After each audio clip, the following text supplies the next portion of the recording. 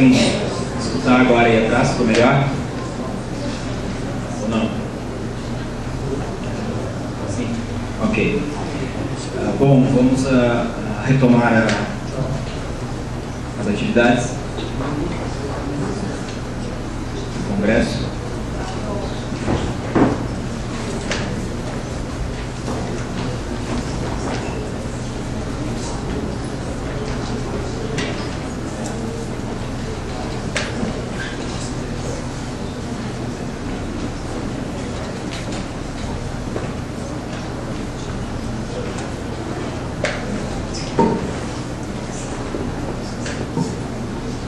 Bom, vamos dar início às atividades do Colóquio Internacional sobre Pierre Bourdieu, com uma mesa redonda composta pelo professor Sérgio Miceli, por favor.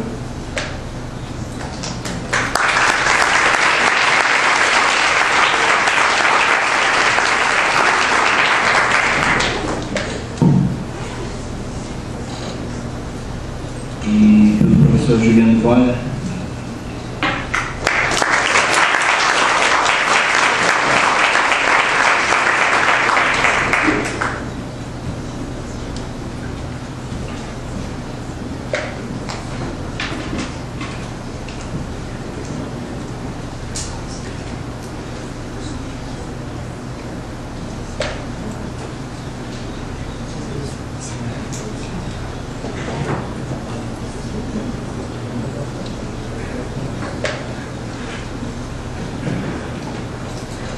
Bom, a mesa está intitulada Pierre Bourdieu no Brasil e na França. Conta com a presença do Julien Duval, que é diretor de recherche no CNRS e vice-diretor do Centro Europeu de Sociologia e Ciência Política da Sorbonne.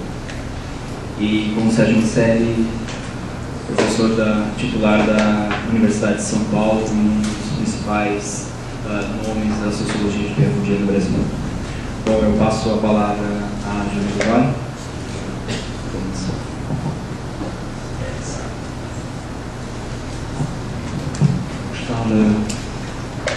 D'accord.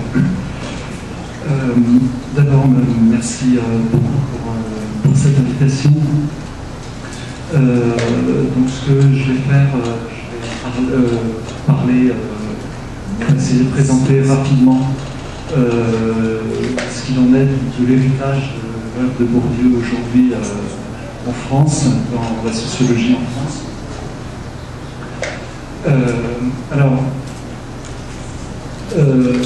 Si on distingue les pays, c'est évidemment qu'on a en tête que l'héritage est susceptible d'être différent d'un pays à l'autre.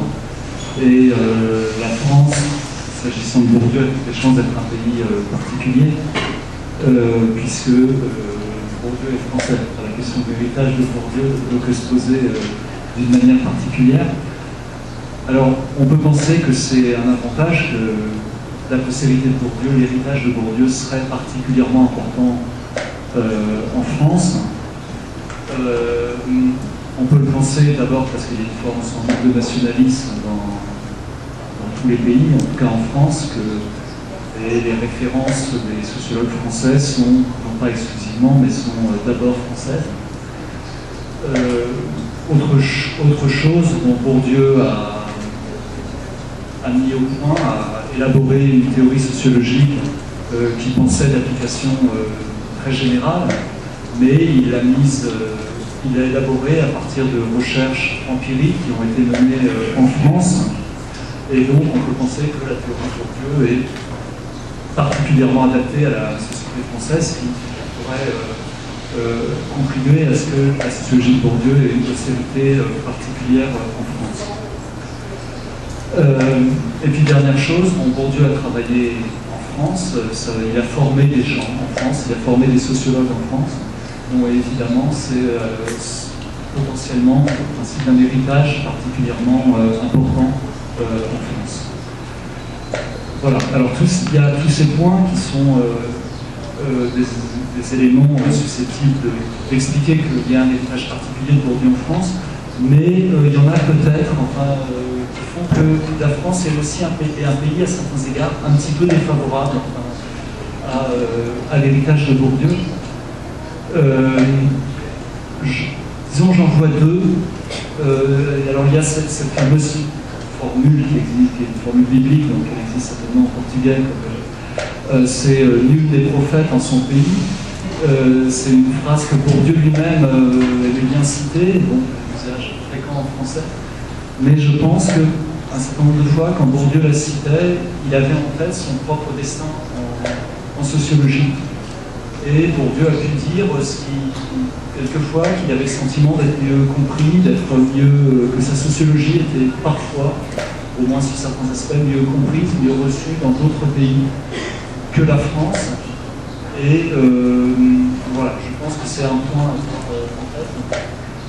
Et puis la deuxième chose qu'il faut aussi avoir, je prends en tête, c'est que Bourdieu en France, c'est un sociologue, c'est un chercheur, c'est un grand chercheur, mais ça a aussi été une personnalité publique, une personnalité qui, notamment à la fin de sa vie, dans les années 90, est beaucoup intervenue dans la vie publique, dans la vie politique, et dont les engagements politiques ont divisé. Et je crois que la perception qu'on a en France de la sociologie de Bourdieu est toujours un peu parasitée par ses engagements publics, intellectuels. Et il faut avoir en tête que, par exemple, en France, des livres comme Sur la télévision ou même Les héritiers sont des livres qui ne sont pas simplement des livres de sociologie, mais qui ont été des livres d'intervention qui sont diffusés. Les tirages sur la télévision, c'est des dizaines de milliers d'exemplaires, pour les héritiers aussi. Ce qui veut dire que le livre a touché un public qui n'est pas du tout limité aux sociologues professionnels. Et voilà, la perception, la sociologie de Bourdieu aussi passe aussi pour quelque chose de politique en France. C'est peut-être moins le cas, c'est une hypothèse que je fais, moins le cas dans d'autres pays. Voilà, donc c'était un premier point, enfin bon, je voulais dire un mot. Évidemment, l'héritage de Bourdieu est particulièrement important en France, mais il faut aussi avoir en tête que la situation n'est pas non plus entièrement favorable à la diffusion de la sociologie. Un deuxième point qui est également un point préliminaire dont je voulais dire un mot, c'est que c'est difficile de faire, pour moi, mais je pense que pour tout sociologue, de faire le point sur l'héritage, une question comme l'héritage de Bourdieu dans la sociologie, en l'occurrence française, la sociologie dans laquelle moi je suis inscrit. Alors c'est difficile d'abord parce que il faudrait faire vraiment, pour bien traiter la question, il faudrait faire un travail bibliographique, je crois, très long, que je n'étais pas en mesure de faire pour le colloque, parce que la sociologie française c'est très important. Je pense c'est très difficile d'évaluer le nombre de sociologues qu'il y a en France. Je pense que si on s'en tient aux enseignants-chercheurs à l'université et aux chercheurs, on est entre 1000 et 2000 personnes aujourd'hui. Lire, personne n'a une vision panoramique de ce qu'écrivent tous les sociologues français. Et donc, c'est une difficulté quand on doit traiter une question telle que l'héritage de Bourdieu dans la sociologie française d'aujourd'hui, que l'importance de la production. Et puis la deuxième difficulté, elle est, je pense qu'il faut avoir en tête les remarques formulées souvent Bourdieu. Chacun d'entre nous, et moi, j'occupe un point de vue, j'occupe une position dans la sociologie française, un point de vue. Et ce que je peux dire comme ça, c'est un point de vue qui est en partie biaisé. Et je crois que c'est très difficile de surmonter le point de vue qu'on a, donc je vais essayer de le faire, je vais essayer d'être le plus honnête possible, c'est-à-dire de ne pas vous donner une vision qui serait très conforme aux intérêts que je pourrais avoir, un peu déformés par rapport à la vérité.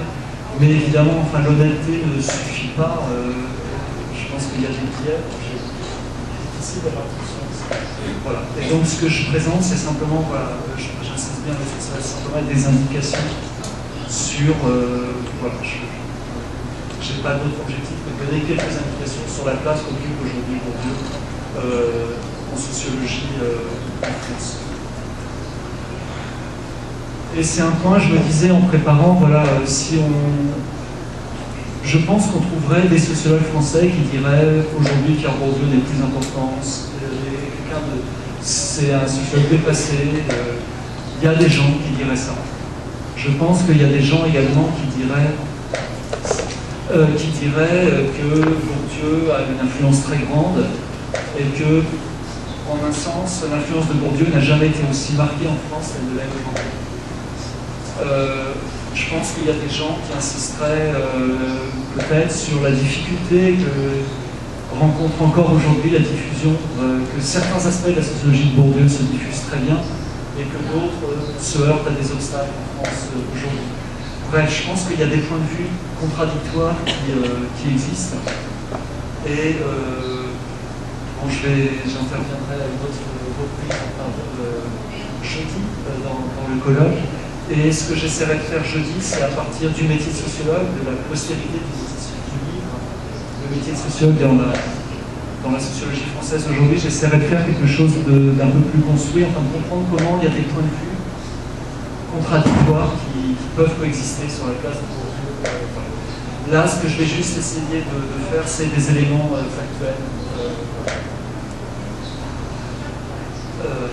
Voilà. Alors j'en viens à ces éléments sur la place de Bourdieu. Alors, la première chose, je pense qu'on peut dire même que Bourdieu occupe aujourd'hui une place très importante dans la sociologie française. Voilà. Alors, pour essayer de développer un tout petit peu, je voudrais revenir à une image avec laquelle peut-être que certaines d'entre vous ont été en contact. Il y a une image de la sociologie française qui a longtemps été donnée dans les années, disons, 70, 80 et 90, qui consistait à dire la sociologie en France, c'est 4 grandes figures. On disait il y a 4 grands paradigmes. C'était un terme qu'on employait. On disait, il y a, alors les 4 sociologues, c'était, je cite très vite, il y avait Raymond Boudon. Alors ces 4 sociologues qui ont en commun, ils sont tous de la même génération, ils étaient nés autour de 1930, et c'est des gens qui se sont fait connaître à partir des années 60 et qui ont participé à cette sorte de reconstruction de la sociologie française qui a eu lieu dans les années 1960.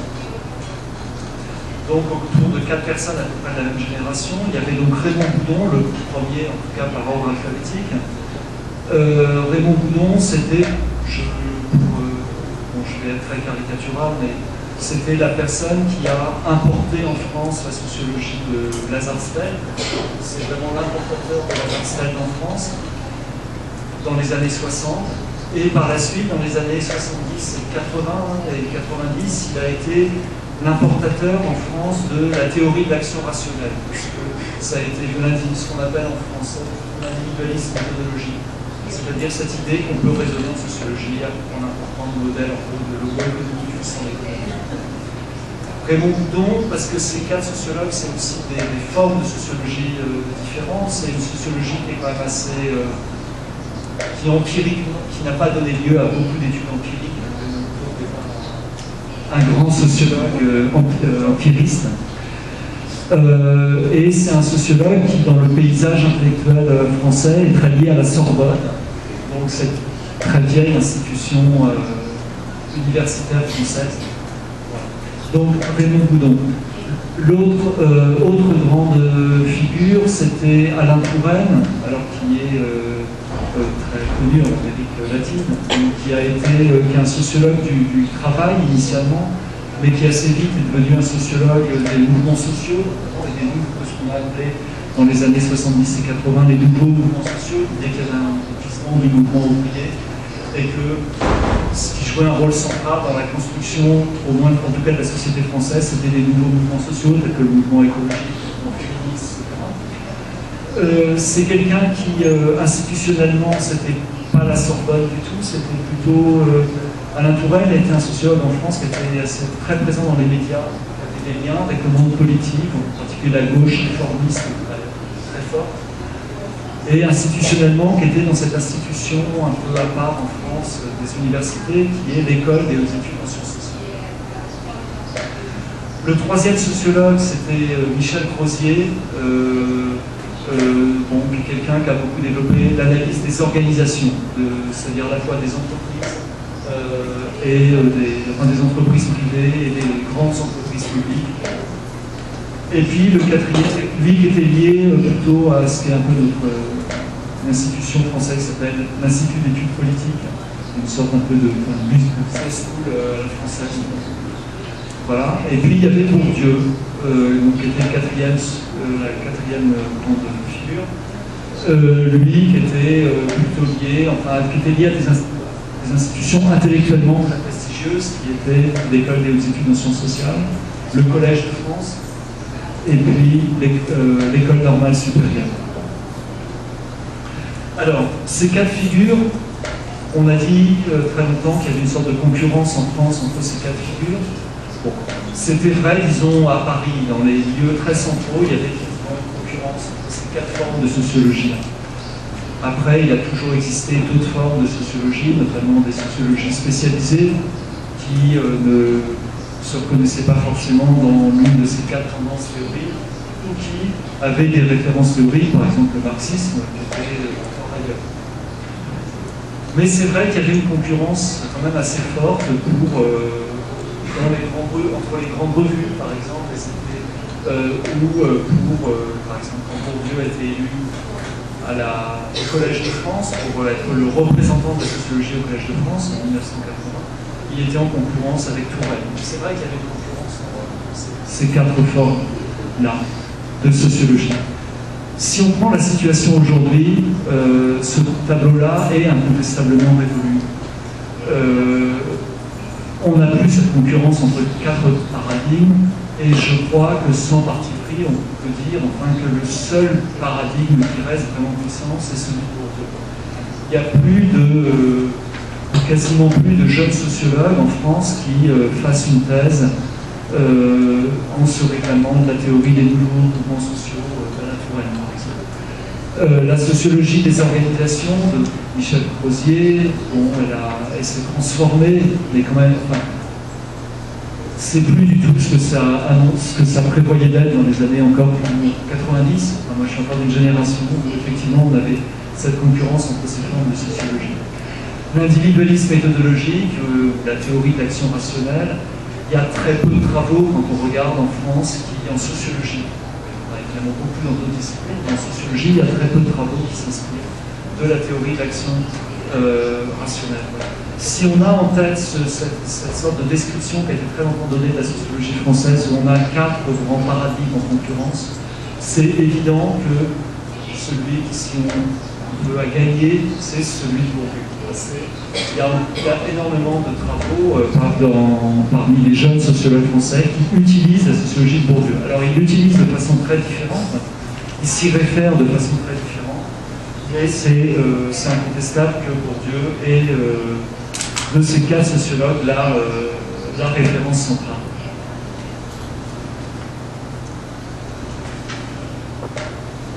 Alors, je vous lis très rapidement un article qui est apparu récemment dans un magazine un peu de vulgarisation française.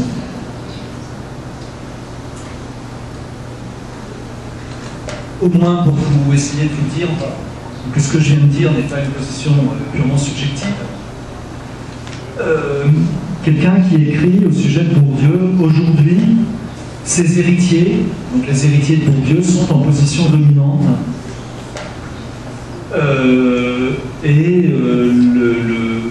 Ils ont su utiliser à plein les instruments de reproduction du corps à leur disposition.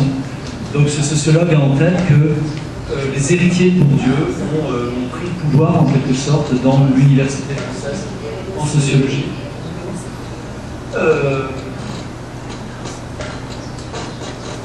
Je vous lis juste la citation pour donner du crédit à mon propos.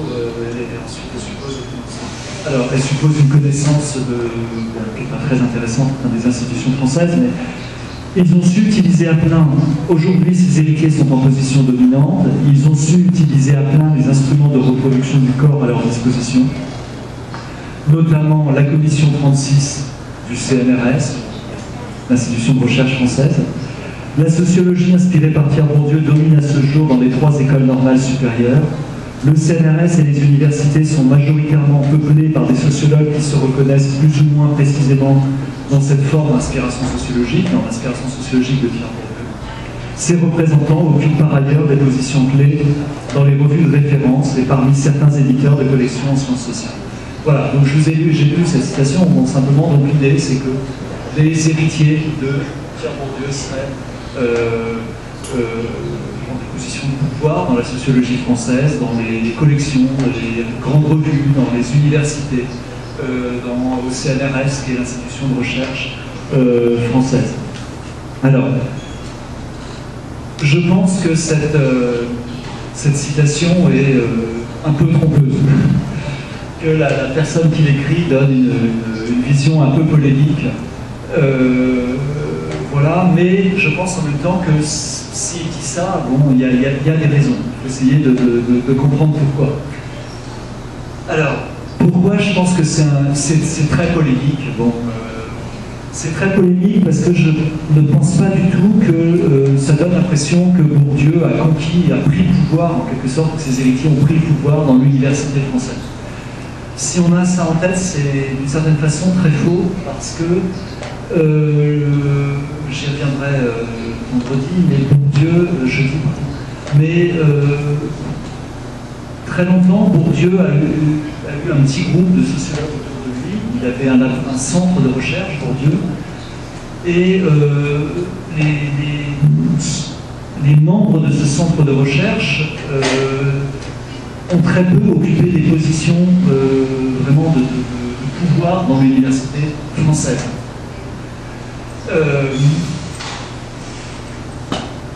Et c'est encore très largement vrai aujourd'hui. En fait, l'influence de Bourdieu est surtout, je crois, l'influence de Bourdieu est importante dans la sociologie française aujourd'hui, mais c'est, je crois, d'abord l'influence d'une œuvre, et c'est aussi une influence qui est passée par l'étranger. L'une des difficultés qu'ont certains sociologues français qui n'aimaient pas beaucoup Bourdieu, c'est qu'aujourd'hui, quand ils vont à l'étranger, le sociologue français le plus connu à l'étranger, c'est incontestablement Bourdieu. Et les sociologues français qui n'aiment pas Bourdieu sont dans une position très paradoxale, parce que dès qu'ils vont à l'étranger, on les renvoie à Bourdieu. Voilà, je pense que l'influence de Bourdieu, y compris en France, c'est d'abord l'influence d'une œuvre, avant d'être une prise de pouvoir dans...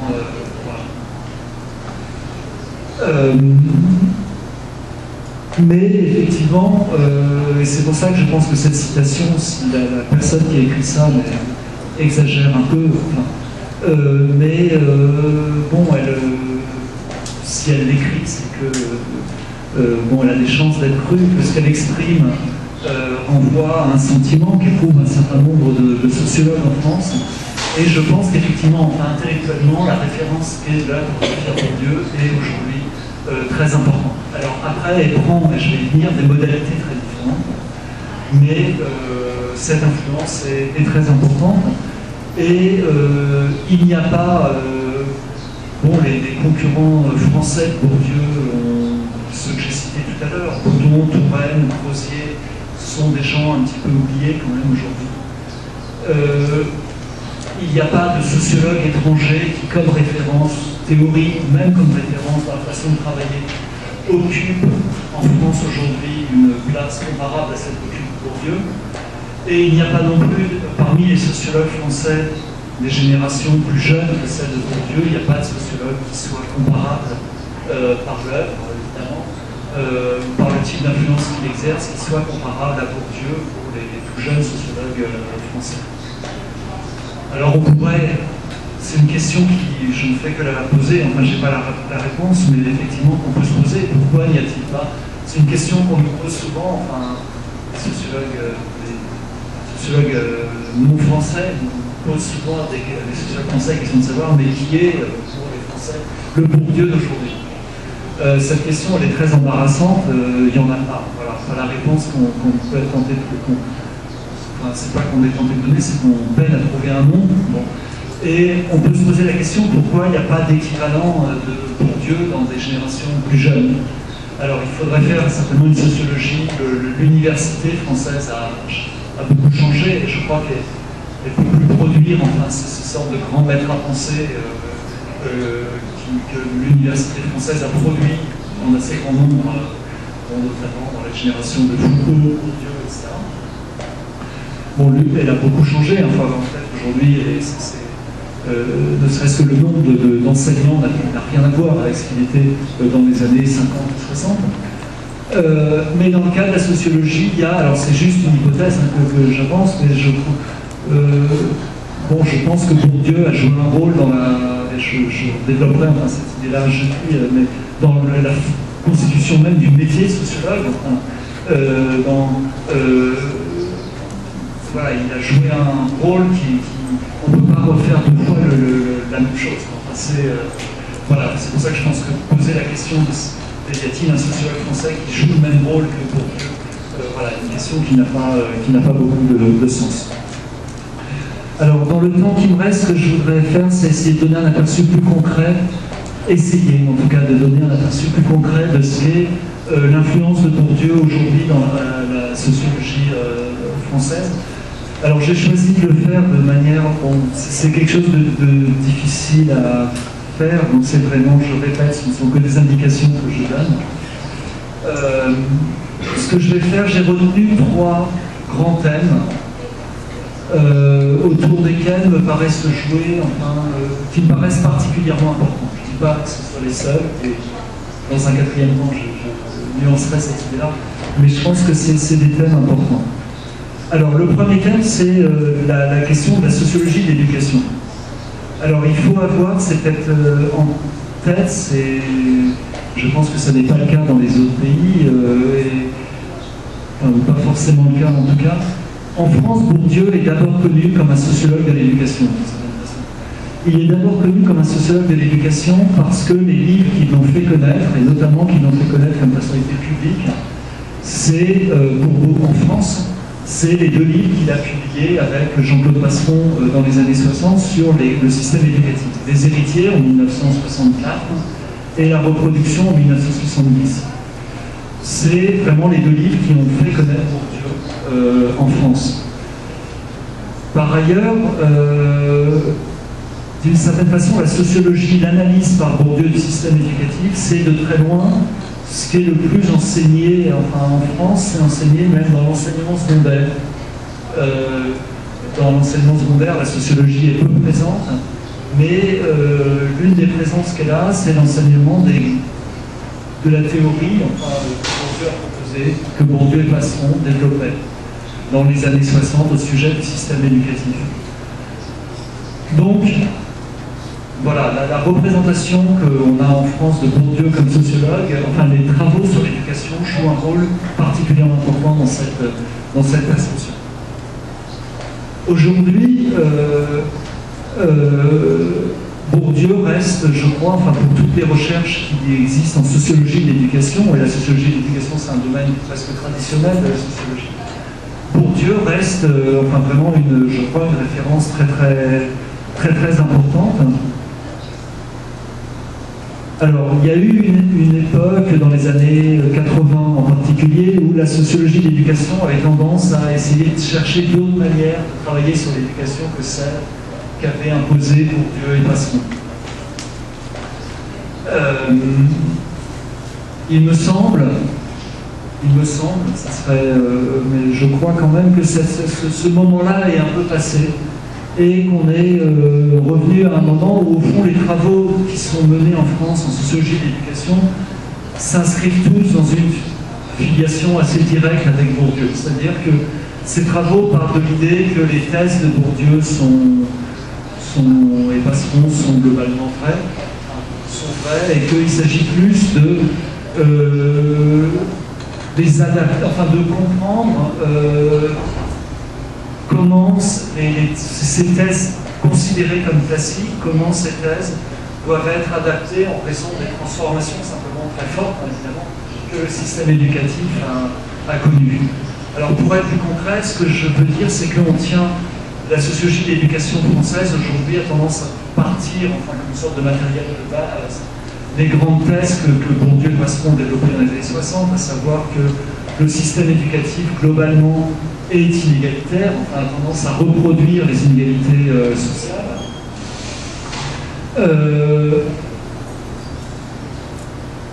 Cette idée que l'héritage culturel joue un grand rôle dans la trajectoire scolaire, et encore cette idée qui a plus été développée peut-être par Bourdieu dans les années 70, enfin, dans la distinction notamment, cette idée qu'il se produit avec ce qu'on appelle la démocratisation du système scolaire, un système d'inflation enfin, des titres et de dévaluation des titres scolaires. Ce qui fait que les inégalités se translatent, disait Bourdieu, qu'elles se reportent à un niveau supérieur à mesure que le système se démocratise. Les inégalités prennent, non pas disparaissent, mais prennent des formes nouvelles. Voilà. Et beaucoup de travaux sur l'éducation, enfin en sociologie de l'éducation aujourd'hui, consistent à travailler avec ces idées-là, mais en prenant en compte que le système scolaire a beaucoup changé, le système scolaire français a beaucoup changé depuis l'époque où Bourdieu et Passeron avaient travaillé. En particulier, il y a eu, en France, un phénomène de démocratisation qui avait commencé, bien sûr, dans les années 60, les travaux de Bourdieu et Passeron portaient là-dessus, mais qui s'est, on est passé à un niveau supérieur de ce processus dans les années 70 et surtout 80 et 90. Il y a eu une nouvelle phase d'élargissement, enfin des catégories sociales qui avaient très peu accès au système scolaire, y ont eu accès. Voilà, et donc il y a toute une sorte de travaux, enfin il me semble que beaucoup de travaux de sociologie et d'éducation, je ne suis pas spécialiste du domaine, de la perception que j'en ai, c'est que beaucoup de ces travaux aujourd'hui s'emploient à montrer comment, dans un système qui a beaucoup changé, où les filières, par exemple, se sont beaucoup diversifiées. Les filières scolaires, les filières universitaires se sont beaucoup diversifiées aussi. Comment les mécanismes que Bourdieu et Passeron mettaient en évidence prennent en quelque sorte, prennent des nouvelles formes dans ce système transformé. L'idée, voilà. Donc, sociologie de l'éducation, c'était un premier exemple. Deuxième, donc c'est un domaine, je crois, où effectivement l'influence de Bourdieu et Passeron est très visible, très forte. Voilà. Deuxième domaine que je voulais évoquer, c'est toute l'étude de la culture. Alors, cette étude de la culture joue un rôle particulier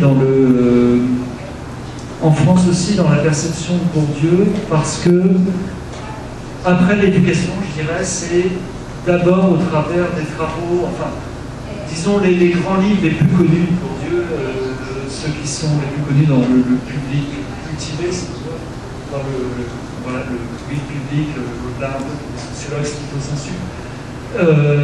Et aussi simplement le Bourdieu, je pense que c'est important dans la diffusion de travaux de chercheurs, la partie qui accède, qui est enseignée dans l'enseignement secondaire, de la sociologie de Bourdieu qui est enseignée dans l'enseignement secondaire. Après l'éducation, c'est ce qui porte sur la culture, en gros. Pour le dire simplement, c'est le Bourdieu, analyste et critique des politiques de démocratisation culturelle des années 60, c'est le Bourdieu, analyste des pratiques, ce qu'on appelle les pratiques culturelles, pourquoi les gens vont au musée, etc. Dans cette analyse des pratiques culturelles en France, Bourdieu joue aujourd'hui encore un rôle très important. C'est la référence.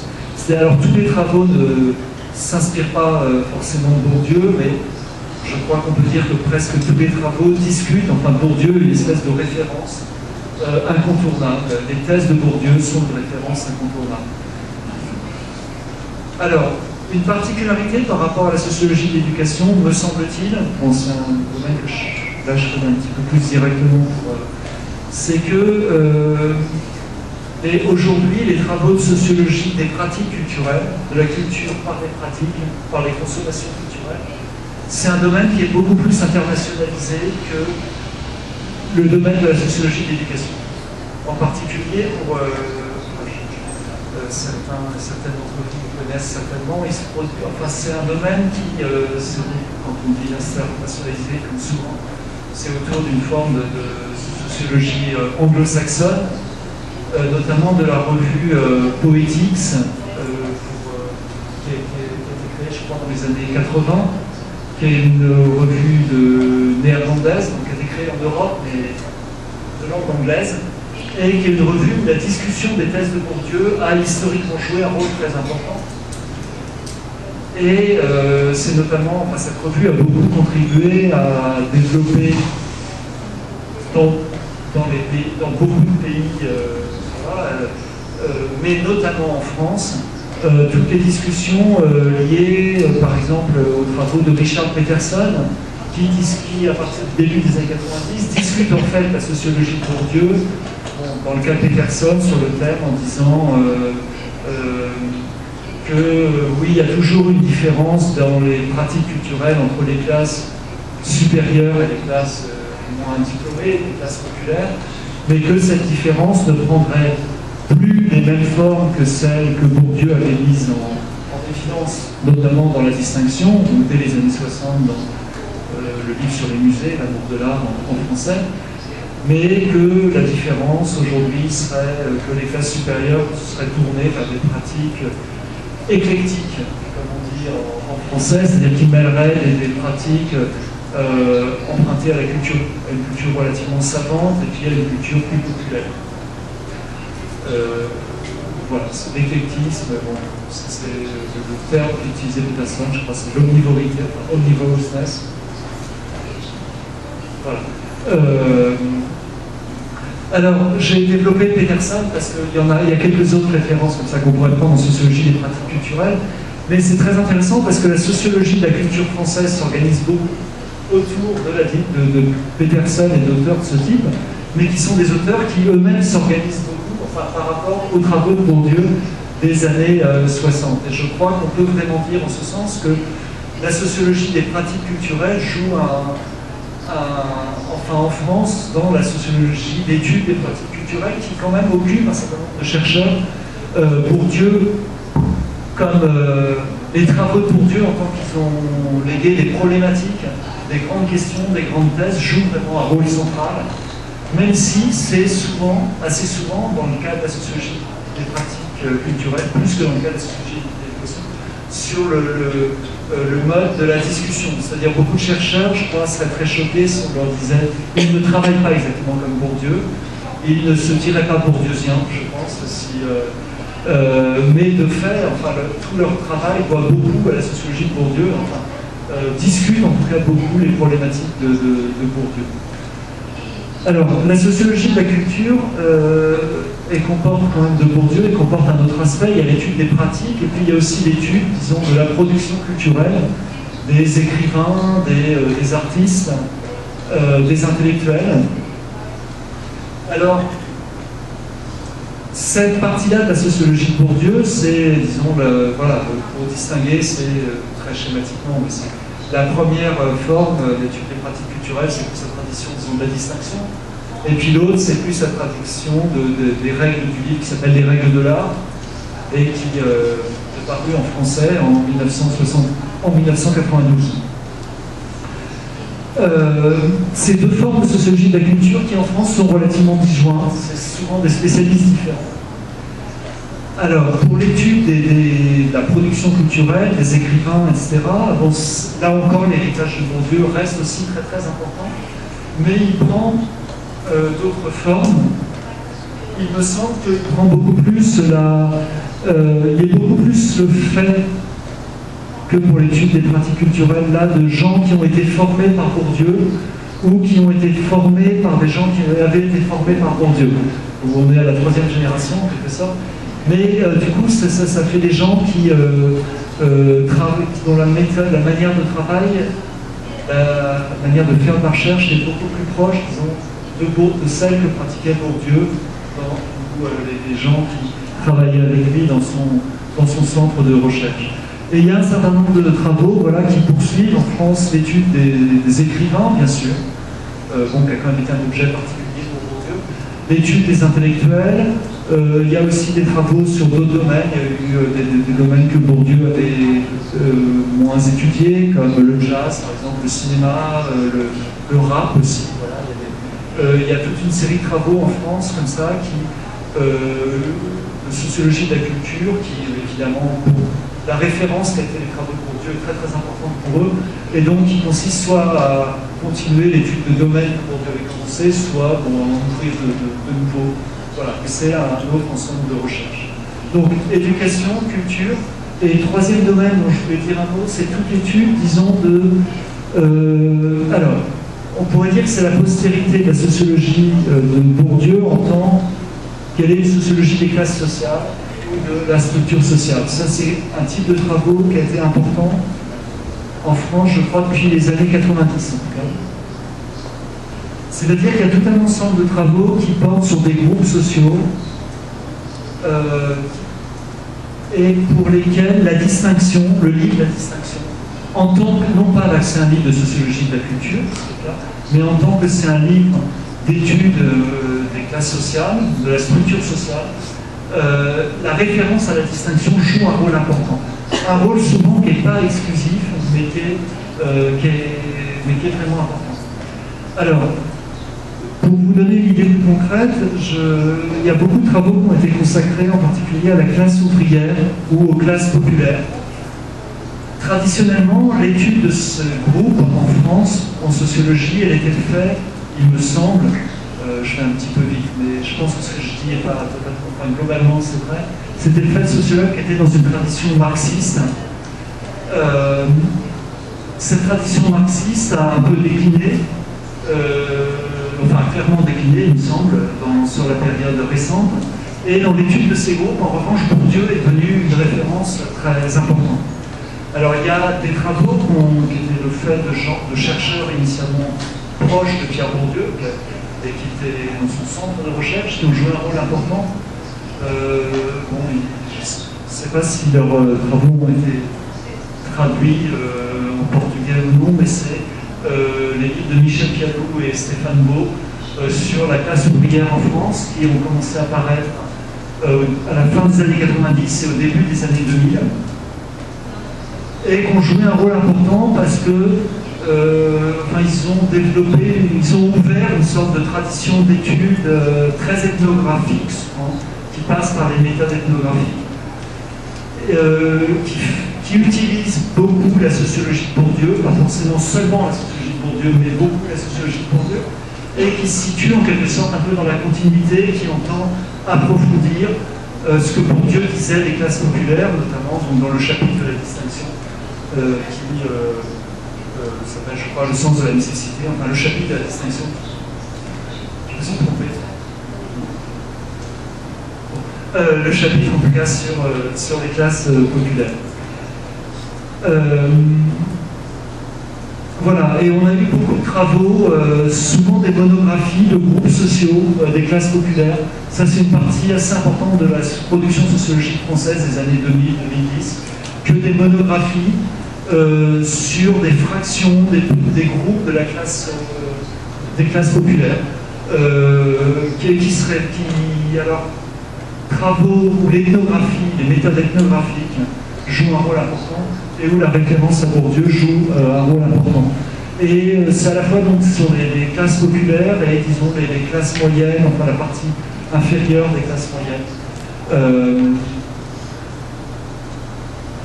Voilà, on a par exemple, il y a eu vraiment un nombre assez considérable de travaux de ce type.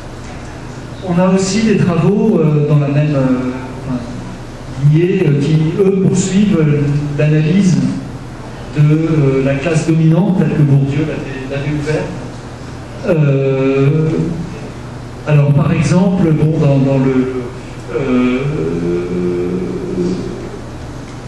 en essayant d'actualiser, enfin d'étudier les classes dominantes en France aujourd'hui par rapport à la question d'internationalisation. Bon, le degré d'internationalisation a, au moins en apparence, nettement changé en France pour les classes supérieures au cours des dernières décennies. Le rapport au système éducatif, français ou international, a changé. Voilà, c'est des questions que pas mal de travaux où la référence à Bourdieu voilà, pose dans la sociologie française. Et voilà, je vais terminer très rapidement. Alors, Dans ce troisième grand ensemble de travaux que j'ai distingué autour des questions au fond de structure sociale, où l'héritage de Bourdieu me paraît très visible, il y a aussi, on voit se développer une sorte d'ensemble de travaux qui étudient la structure, des questions vraiment de structure sociale aujourd'hui en France, mais à travers la question du lien avec l'espace géographique. C'est une question que Bourdieu avait effleurée, notamment la notion d'espace social, qu'il introduisait dans la distinction, et l'espace géographique, mais qu'il avait effectivement assez peu approfondi, enfin qu'il n'est pas spécialement approfondi. Et on a vu apparaître, particulièrement, il me semble, dans les années 2010, pas mal de travaux qui se situent dans vraiment une continuité théorique, enfin méthodologique, avec la sociologie de la structure sociale par Bourdieu, mais qui mettent beaucoup l'accent sur ce lien avec l'espace géographique, les questions de ségrégation spatiale, de mixité sociale aussi, alors c'est une expression française pour marquer la coexistence dans certains lieux, dans certaines institutions, dans certains quartiers de groupes sociaux relativement différents. Alors pourquoi cette problématique peut-être est plus développée aujourd'hui par les sociologues français que Bourdieu lui-même l'avait fait? D'abord parce qu'il y a évidemment chez les sociologues l'envie de développer des voies que les générations précédentes de sociologues ont peu développées. Bon, mais je pense que c'est aussi lié à des transformations objectives de la société française et que la ségrégation spatiale a tendance en France à s'accroître sur les dernières décennies. Elle est sans doute plus forte qu'elle ne l'était. Ou certaines formes de ségrégation spatiale sont plus fortes en France aujourd'hui qu'elles ne l'étaient dans l'époque, dans les années 60 et 70, qui sont quand même l'époque de référence pour la distinction. La distinction donne une description de la société française qui renvoie essentiellement aux années 60-70, les données d'enquête, etc. Voilà. Alors je prends encore peut-être 5 minutes pour développer quelques petites choses à côté de ces... Alors donc, mon idée était de vous donner 3 grands ensembles de travaux où l'héritage de Bourdieu me paraît très net. Enfin, voilà. Il est très net et vous avez, je ne vais peut-être pas assez développé, mais j'espère que vous avez compris qu'il prend aussi des formes différentes. C'est-à-dire Bourdieu est une référence parfois centrale pour la méthode de travail, pour les thèses qu'il a défendues, mais certains de ses travaux aussi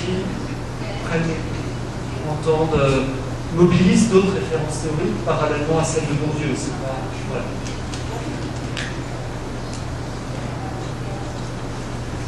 Et j'ai pris ces 3 travaux parce qu'il me semble que, ne serait-ce que quantitativement, ça représente des ensembles de travaux vraiment importants.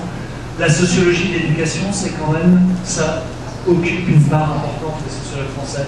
La sociologie de la culture aussi. La sociologie de la stratification, de la structure sociale sous les formes que j'ai décrites, elle occupe, je crois, une part importante de la production sociologique récente.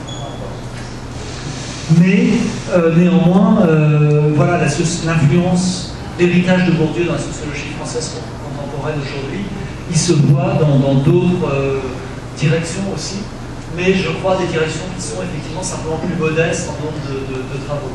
Alors je vais être plus rapide, mais je veux quand même en dire quelques mots pour vous donner une idée toujours plus concrète de la forme que prend l'héritage de Bourdieu aujourd'hui. C'est-à-dire qu'en fait, on a... Donc ce que j'ai dit tendrait à dire que oui, l'influence des héritiers du livre, les héritiers, l'influence de la reproduction, l'influence de la sociologie de l'éducation de Bourdieu, que l'influence de la distinction reste très importante aujourd'hui en France. Mais bon, là, ce que je voudrais aussi vous dire, c'est que l'influence d'autres travaux de Bourdieu, d'autres travaux sociologiques de Bourdieu, est aussi importante, même si elle est moins importante quantitativement. Alors, par exemple, un domaine comme l'étude de l'économie, la sociologie de l'économie, est un domaine, alors sans doute qu'il y a beaucoup moins, je n'ai pas fait le calcul, moi je ne sais pas s'il a beaucoup de sens, il me semble que la production en sociologie de l'économie est moins importante qu'en sociologie de la culture, par exemple, ou de l'éducation. Mais il y a en France un certain nombre de travaux qui poursuivent l'étude de l'économie en mobilisant les outils de Bourdieu, les outils que Bourdieu a donnés, notamment dans ce livre qu'il a publié à la fin de sa vie, qui est les structures sociales de l'économie. Alors bon, il y a Frédéric Le Baron est l'un des premiers sans doute qui a joué un rôle important dans le développement d'une sociologie économique en France, d'inspiration, qui s'inspire des travaux de Pierre Bourdieu.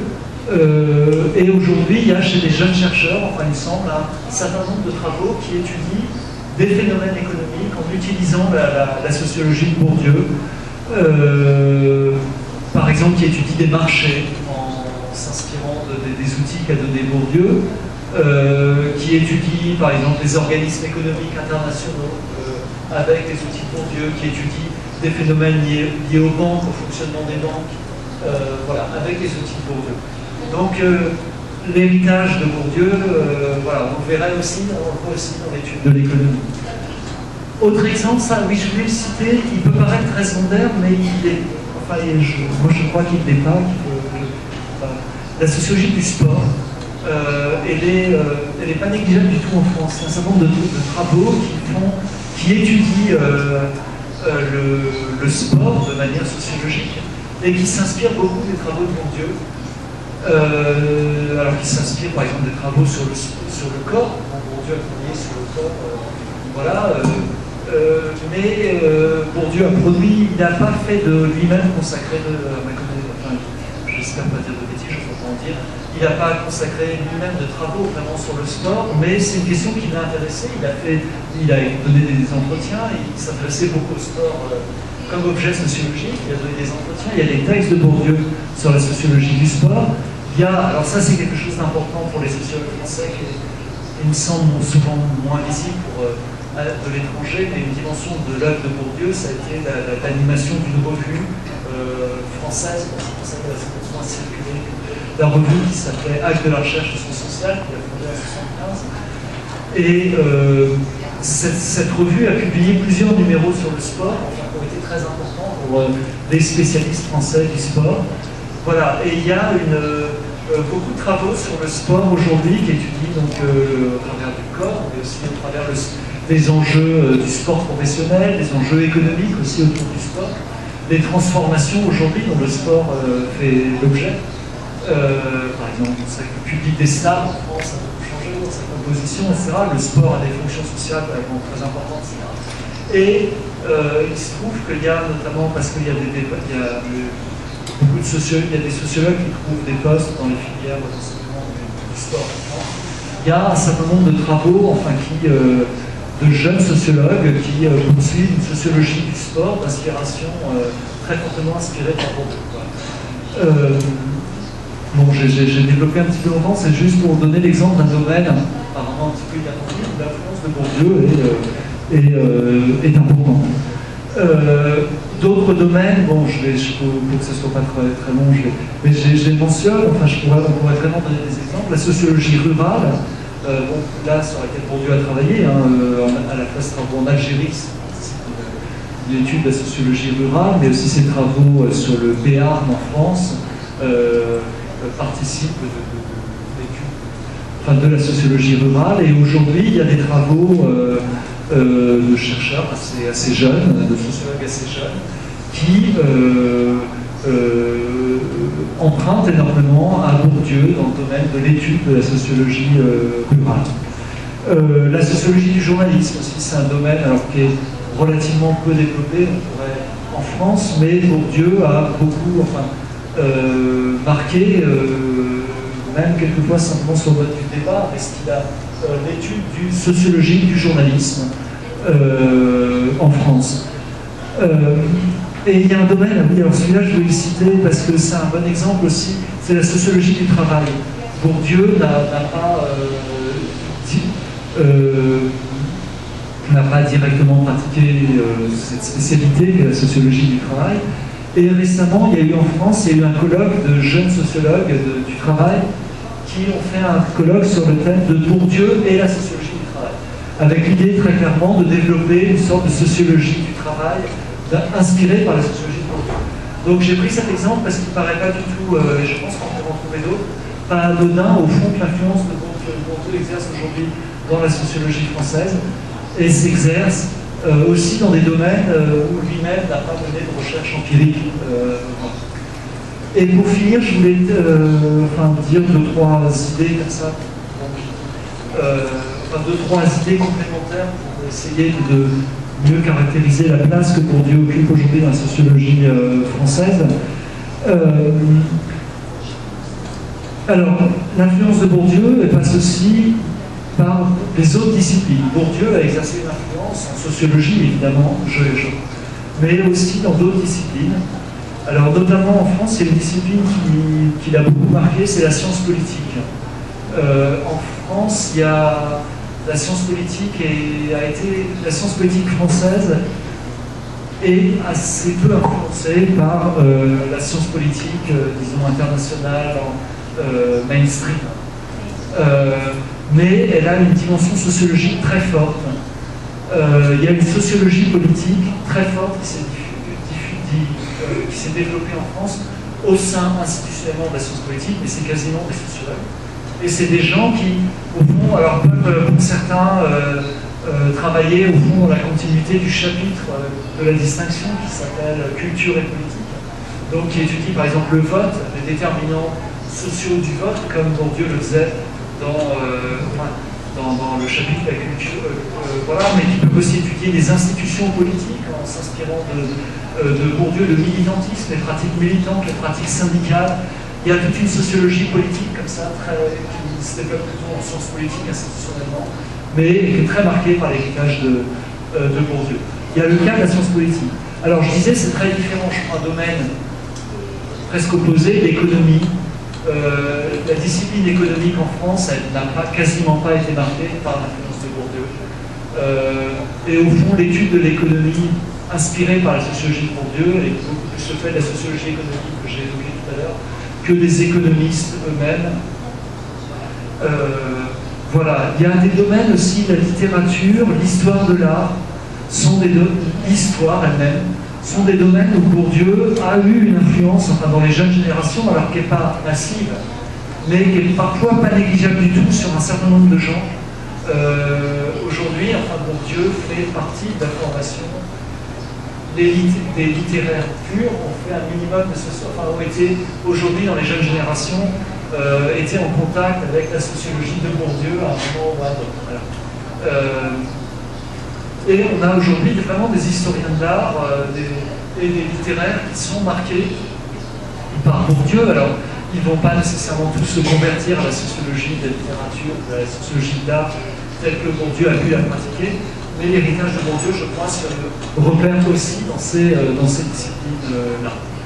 Il y a d'autres disciplines où le droit, par exemple, je crois, sur des œuvres restent très peu marquées. Et de même, la sociologie du droit, il y a quelques sociologues en France qui développent une sociologie du droit marquée par l'influence de Bourdieu, mais elle reste beaucoup moins importante, évidemment, que la sociologie de la culture ou de l'éducation marquée par l'influence de Bourdieu. Et dans les autres remarques complémentaires que je voulais faire, il y en avait une sur les concepts de Bourdieu. Je crois que Bourdieu a eu une influence. Alors sa façon de travailler a beaucoup. Ça a laissé une influence durable en France, je pense. Alors est-ce que, j'y reviendrai jeudi, est-ce que c'est que le fait de Bourdieu, mais par exemple, très longtemps en France, on avait toute une production sociologique qui était une production très théorique, très livresque, ou une production inversement qui était très empiriste. Bourdieu a toujours dit qu'il ne voulait pas, enfin que lui voulait pratiquer une recherche empirique, mais qui était théoriquement armée. Et il ne voulait pas faire de la théorie pure, ni de l'empirisme pur. Je crois que Bourdieu a plus ou moins imposé ce modèle de recherche en France. Et ça, c'est une forme de l'héritage de Bourdieu. Aujourd'hui, il n'y a plus beaucoup de production purement théorique, mais l'histoire de la sociologie, par exemple, était une sous-discipline très livresque, quasiment a disparu. Voilà, c'est une forme, je crois. Alors, est-ce que c'est que Bourdieu qui a contribué à ce changement? Je ne sais pas.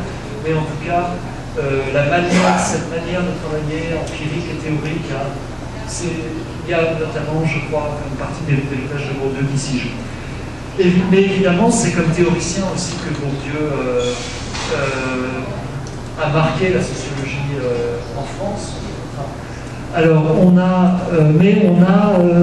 on a assez peu de sociologues, c'est l'un des paradoxes, je crois, qui utilisent totalement, qui se réclament totalement du système conceptuel de Bourdieu, tel que... Et ce qu'on a, je crois, en France, un petit peu, c'est une sorte d'héritage aujourd'hui, alors on verra si c'est durable ou non, mais un petit peu, alors il y a une expression, peut-être pas, on pourrait dire en français, à la découpe. C'est-à-dire l'idée qu'il y a des sociologues qui utilisent beaucoup, par exemple, la notion d'habitus, mais qui utilisent peu les notions de capital et de champ.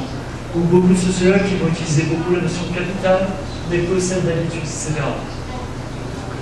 Alors, voilà. Alors, l'habitus, par exemple, il y a beaucoup de travaux, il y a eu beaucoup de discussions qui ont été lancées. Bon, par exemple, au travers d'un sociologue qui est très connu, je crois, au Brésil aujourd'hui aussi, qui est Bernard Lahire, qui a discuté de la théorie de l'habitus de Bourdieu en proposant par exemple l'homme pluriel, c'est cette idée qu'en proposant une théorie des dispositions qui soit plus souple que celle de l'habitus. Il y a un concept il y a beaucoup de travaux qui ont porté sur la socialisation aussi en France, donc qui se situe dans la continuité des questionnements de Bourdieu sur la notion d'habitus, mais voilà, qui le font autrement, et l'usage même du terme socialisation le dit, parce que c'est un terme avec lequel Bourdieu est un peu critique. Et par exemple, il y a un travail, donc il y a eu de jeunes chercheurs, enfin bon, je donne pour donner un exemple concret, sur l'enfance, sur les catégories qu'utilisent les jeunes enfants, enfin les enfants à l'école primaire, pour décrire le monde social. Voilà, donc on a des travaux de ce type, des recherches de ce type, donc et là qui engagent plutôt la critique d'héritage du côté de la théorie de l'habitus, cette théorie-là de Bourdieu. Sur le capital, on a eu beaucoup de travaux, à un moment c'était un petit peu passé de mode, mais sur des différents types de capitaux, des formes de capitaux que Bourdieu aurait pu développer. Et il y a eu un débat aussi en France, du coup, sur est-ce qu'il est utile. Alors, dans la littérature anglo-saxonne, je sais au moins, il y a eu beaucoup cette tendance-là, à multiplier les capitaux. Et on a eu des débats sur est-ce qu'il est utile de multiplier les capitaux, ou est-ce qu'au fond, Bourdieu a posé les 3 grands types de capitaux, et que tous les autres capitaux dont on peut parler sont des sous-espèces des formes fondamentales. Et puis sur la troisième notion, alors ça c'est une impression, la notion de champ, moi que je soumets, j'ai le sentiment qu'il y a relativement peu de alors on pourrait, je pense qu'il y a des raisons, mais les sociologues français qui disent, ils me semblent relativement peu nombreux en fait, il y en a bien sûr, mais peu nombreux à utiliser la notion de champ en France. Et quelquefois, moi j'ai l'impression que la notion de champ, c'est paradoxalement plus diffusé, exporté. Les travaux de Bourdieu sur la théorie des champs, proprement dit, qui sont presque plus exportés à l'étranger qu'ils ne sont connus en France. Alors, bon, évidemment, en France, ils sont connus et certains chercheurs les connaissent, mais souvent, c'est souvent des chercheurs, soit des chercheurs qui ont été formés par Bourdieu ou qui ont été formés par des gens qui avaient été eux-mêmes formés par Bourdieu. Il me semble que la théorie des champs est restée un petit peu confidentielle en France, et que paradoxalement, moi j'ai le sentiment que c'est peut-être une illusion aussi liée à ce que je peux lire à l'étranger, que c'est plus diffusé dans la sociologie de Bourdieu.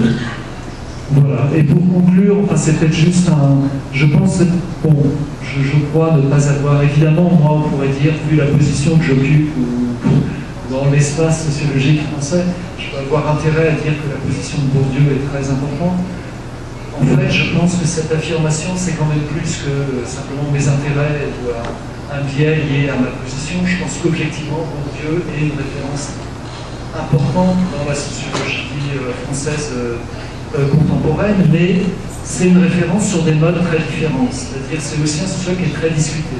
C'est pas simplement, alors j'essaierai de poser cette question au sujet du métier sociologue, je pense qu'on ne peut pas dire que c'est devenu un sociologue classique.